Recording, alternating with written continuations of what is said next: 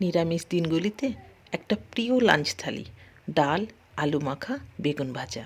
তার জন্য খোসা শুদ্ধ আলু ভালো করে ধুয়ে এভাবে কেটে প্রেসারে জল দিয়ে সেদ্ধ করে নেব। আলু মাখার জন্য একটা মশলা তৈরি করে নেব। শুকনো কড়াতে 1 চা চামচ 5 ফোড়ন, সামান্য মেথি আর শুকনো লঙ্কা ড্রাই রোস্ট করে একটু থেঁতো করে নেব। আর একটা পাত্রে 2 ইঞ্চ আদা, কাঁচা লঙ্কা থেঁতো করে নিয়েছি। কিছুটা ধনেপাতা কুচিয়ে নেব। এদিকে কড়া বসিয়ে গ্যাসের ফ্লেমটা অন করে সামান্য সরষের তেল গরম করে নেব।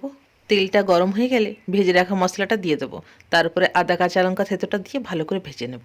ওপর থেকে সামান্য হিং, লবণ আর হলুদ দিয়ে একটু ভেজে নেব। মশলা ভাজার মিষ্টি একটা গন্ধ উঠলে আলুগুলো দিয়ে দেবো। আলুগুলো হাতের মুঠোয় আমি হালকা করে ফাটিয়ে নিয়েছি। আলুগুলো মশলার সাথে ভালো করে মাখিয়ে তারপরে ধনেপাতা দিয়ে আরেকটু মাখিয়ে নেব। তারপর আর কি, গরম গরম ভাতের উপর এরকম একটা আলু মাখা, বেগুন ভাজা, টমেটো, ধনেপাতা দিয়ে মুসুরের ডাল। আমার দুপুরটা তো জমে গেছে।